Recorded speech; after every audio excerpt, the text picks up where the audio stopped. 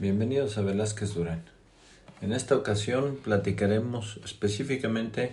del decreto en materia de outsourcing, el cual modifica diversas leyes y fue publicado en el Diario Oficial en su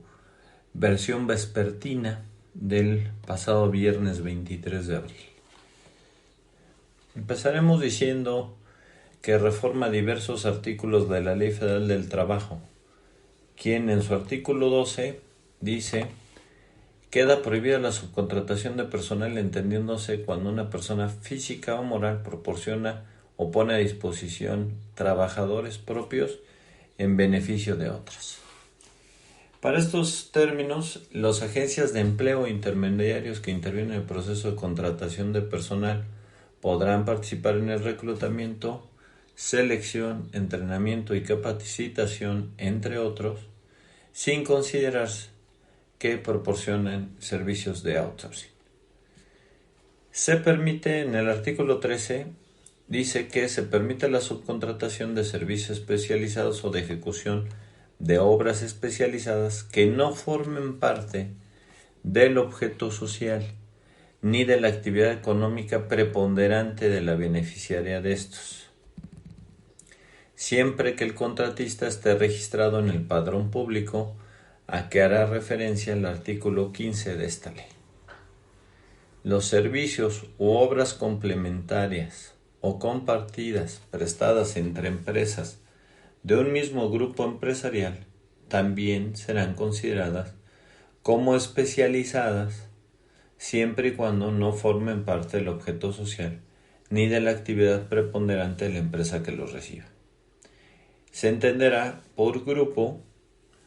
empresarial lo que establece el artículo 2, fracción décima de la Ley de Mercado de Valores. El artículo 14, la subcontratación de servicios especializados de ejecución de obras especializadas deberán formalizarse mediante contrato por escrito en el que se señale el objeto de los servicios a proporcionar o las obras a ejecutar, así como el número aproximado de trabajadores que participarán en el cumplimiento de dicho contrato. El artículo 15, muy importante, dice que las personas físicas o morales que proporcionan servicios de subcontratación deberán de contar con registro entre la Secretaría del Trabajo y Previsión Social. Para obtener el registro deberán acreditar que están al corriente en sus obligaciones fiscales y de seguridad social. También otro cambio muy importante en la Ley Federal del Trabajo es el artículo 127, fracción octava, quien habla del monto máximo de PTU, que tendrá como límite máximo 3 meses de salario del trabajador o el promedio de la PTU recibida en los últimos 3 años. Se aplicará el monto que resulte más favorable al trabajador. Y esto es un golpe a los trabajadores porque pone tope a la PTU. Asimismo, se hizo cambios también a la Ley del Seguro Social,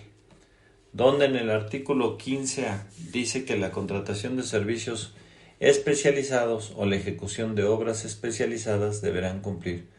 con las condiciones y requisitos que establezca la Ley Federal del Trabajo, mismos que ya mencionamos que tienen que estar en un contrato. Y se derogan diversas disposiciones para alinearse. También dice que aquellos que violen todo lo que está previsto en la Ley del Seguro Social, en la fracción 22 del artículo 304A, que dice que no prestar o prestar fuera del plazo legal establecido la información señalada en el artículo 15A de la Ley del Seguro Social, es decir, en lo que se refiere a subcontratación, tendrá una multa determinada en el artículo 304B de 500 a 2,000 veces el valor de las sumas. También se alinea la ley del Infonavit, quien dice que las personas físicas o morales, en su artículo 29 bis, registradas en los términos del artículo 15 de la Ley Federal del Trabajo, es decir, en el padrón público, para llevar a cabo la prestación de servicios especializados o de ejecución de obras especializadas que no formen parte del objeto social ni de la actividad económica preponderante de la beneficiaria, deberán proporcionar cuatrimestralmente, a más tardar el día 17 de los meses de enero, mayo y septiembre de cada año, la información de los contratos celebrados en el cuatrimestre de que se trate. También, parte muy importante, se reforma el Código Fiscal de la Federación. En su artículo 15D dice que no tendrá efectos fiscales de deducción o acreditamiento los pagos o contraprestaciones realizados por concepto de subcontratación de personal para desempeñar actividades relacionadas tanto con el objeto social como con la actividad económica preponderante del contratante. En su artículo 26 dice que son responsables solidarios con los contribuyentes las personas físicas o morales que reciban o contraten obras a que se refiere el artículo 15D por las contribuciones que hubiera causado a cargo de los trabajadores con los que se preste el servicio.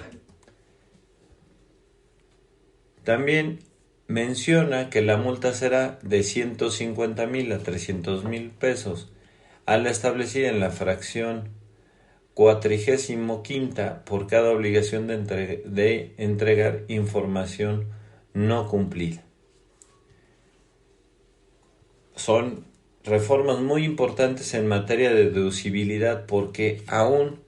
si no proporcionamos la información o subcontratamos, primero no se tiene la deducción y segundo, los responsables solidarios tendrán que pagar los perjuicios a cargo de los trabajadores no enterados en los diversos impuestos. También hay, en el artículo 5 de este decreto, hay importantes cambios a la fracción quinta del artículo 27 y la fracción 33ª del artículo 28 de la Ley de Impuesto sobre la Renta. El artículo 27, fracción quinta, dice que tratándose de la prestación de servicios especializados o de ejecución especializadas, a que se refiere el 15D, tercer párrafo del Código Fiscal de la Federación, el contratante deberá verificar que cuando se efectúe el pago de la contraprestación por el servicio recibido, que el contratista cuente con el registro del padrón público que menciona la Ley Federal del Trabajo. Como verán ustedes, están perfectamente ligados. Así también dice que deberá verificarse el recibo de pago expedido por la institución bancaria por la declaración y entero de las retenciones de impuestos efectuados a dichos trabajadores, del pago de las cuotas obrero-patronales al IMSS, así como de las aportaciones al Infonavit. El contratista estará obligado a entregar los comprobantes y la información a que se refiere este párrafo. La fracción 33ª del artículo 28 dice que los pagos que realicen en los supuestos señalados del 15D, primero y segundo párrafos del Código Fiscal de la Federación, también están incluidos como partidas no deducibles. Ahora bien, en cuanto a los cambios de la ley del IVA, en el artículo primero, letra A, fracción cuarta, se deroga la parte que nos obligaba a retener el 6% cuando proporcionábamos trabajadores al servicio de otro contribuyente. Adicional, se alinea con la reforma al 15D del Código Fiscal de la Federación. Dice que cuando se efectúe el pago de la contraprestación por servicio recibido, el contratante deberá verificar que el contratista cuente con el registro del padrón público que menciona la Ley Federal del Trabajo y de no contar será no acreditable en materia de impuestos, del impuesto al valor agregado. Como verán, la autoridad tuvo mucho cuidado de conectar todas las leyes relacionadas, tanto en materia de seguridad social y de Infonavit, con el Código Fiscal, la Ley de Impuesto sobre la Renta y la Ley del IVA. Vamos a los transitorios de este decreto. Dice que entra en vigor al día siguiente de su publicación, es decir, entró en vigor el 24 de abril, y que entran en vigor lo previsto en el artículo cuarto, es decir, Código Fiscal, en el quinto, Ley de Impuesto sobre la Renta, y en el sexto, Ley del IVA, del presente decreto, entran en vigor hasta el 1 de agosto del presente año. Y lo previsto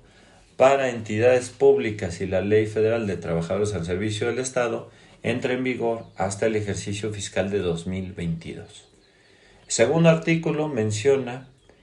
que dentro de los 30 días a la entrada en vigor del presente decreto, la Secretaría de Trabajo y Previsión Social deberá expedir las reglas de carácter general a que se refiere el artículo 15 de la Ley Federal del Trabajo, es decir, las reglas del padrón público. El artículo tercero transitorio dice que a la fecha de la entrada en vigor del presente decreto, las personas físicas o morales que presten servicios de subcontratación deberán obtener el registro ante la Secretaría del Trabajo. Para esto tenemos 90 días naturales para obtener el registro al que se refiere la Ley Federal del Trabajo, que entró en vigor el 24 de abril. En el artículo cuarto dice que para fines del artículo 41 de la Ley Federal del Trabajo, que a su vez dice que para que surtan efectos de sustitución patronal, se deben transmitir los bienes objetos de la empresa o establecimiento al patrón sustituto. En el transitorio nos dice que siempre que la persona transfiera a la persona beneficiaria los trabajadores en dicho plazo, este deberá reconocer los derechos laborales, fíjense, incluso lo que se refiere a antigüedad que hubiera generado para efectos de la relación laboral, sin que sea requisito, de acuerdo al transitorio, la transmisión de los bienes. En el artículo quinto dice que aquellos patrones que hubieran solicitado al Instituto Mexicano del Seguro Social el número de patrón único para, valga la redundancia, tener una sola prima de riesgo de trabajo por todas las clases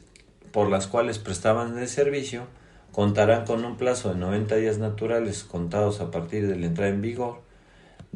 de las presentes reformas legales para dar baja a dichos registros y, de ser procedente, solicitar al Instituto Mexicano del Seguro Social un registro patronal nuevo en materia de afiliación, clasificación, recaudación y fiscalización. En su artículo sexto dice que las personas físicas o morales que presten servicios especializados o ejecuten obras especializadas deberán proporcionar la información a que se refiere la fracción primera y segunda del artículo 15A de la Ley del Seguro Social, es decir, quiénes son las partes del contrato y el objeto de cada uno de los contratos celebrados para estos fines, tendrán un plazo de 90 días naturales para entregar dicha información al IMSS, independientemente de la obligación de estar en el padrón único. Artículo séptimo transitorio dice que durante los 90 días siguientes naturales a la presente reforma se considera como sustitución patronal la migración de los trabajadores de las empresas que operaban bajo el régimen de subcontratación laboral, siempre y cuando la empresa destino reconozca sus derechos laborales, incluyendo la antigüedad y los riesgos de trabajo terminados, ante las instancias legales, es decir, ante el IMSS. En los supuestos, dice que aquellas empresas que absorban a los trabajadores deberán autoclasificarse conforme a los criterios que establece la Ley del Seguro Social. Y tratándose de empresas que absorban trabajadores de dos o más empresas, deberán hacer un recálculo de la clasificación de riesgo de trabajo que lleve lugar, y ya están emitidas las reglas en particular. El artículo octavo dice que dentro del plazo de 60 días naturales a partir de la entrada en vigor del presente decreto, la Ley de Infonavit deberá expedir las reglas para los procedimientos que se refiere el artículo 29b y 29 bis de la ley del Instituto del Fondo de Vivienda de los Trabajadores. Como verán, hay muchas cosas que en materia de subcontratación se dan y podemos decir ya como comentarios. Desaparece el esquema de las insourcing. También decimos que en los grupos sí se permite tener subcontratados servicios de las otras empresas siempre y cuando no formen parte del objeto social. ¿Cuál es la estrategia? Pues cambiar y alinear los objetos sociales de las empresas de cada una de las empresas de los grupos empresariales. Y también otra de las particularidades es que aquellas agencias de reclutamiento y selección podrán seguirlo haciendo incluso en la capacitación de los trabajadores. La responsabilidad solidaria, pues a todo lo que da en todas las leyes, para que no se vaya ningún cabo suelto y puedan recaudar lo tan esperado por el gobierno federal, que dudamos mucho que llegue, ¿no? En cuanto a reportes, habrá reportes que hacer tanto al IMSS como al Infonavit, en unos de carácter trimestral, en otros de carácter cuatrimestral, respecto a los contratos que sean materia de subcontratación. El candado fiscal: solo podrán ser deducibles o acreditables los pagos de subcontratación u obras que no formen parte del objeto social o actividad preponderante de una empresa. Es decir, ni en materia de impuesto sobre la renta ni en materia de IVA serán acreditables, pero siempre y cuando no alineemos. Por eso nuestra estrategia es: alineemos los objetos sociales de las compañías para poder tener esta parte de los grupos. Y hay un esquema de transición que llevará de 30 a 90 días el máximo para que se puedan alinear las disposiciones y se creen los institutos que pretende el gobierno federal para el control de la subcontratación. No cabe duda que es una reforma muy importante y vendrán impactos sumamente importantes para la industria del aluminio y el acero y por supuesto su principal cliente, que es la industria automotriz en México, por no alinearse a prácticas internacionales la subcontratación en nuestro país. Esto es todo, nos veremos en la próxima. Síguenos en iVoox, iTunes, Spotify y en Twitter como Velázquez Duren.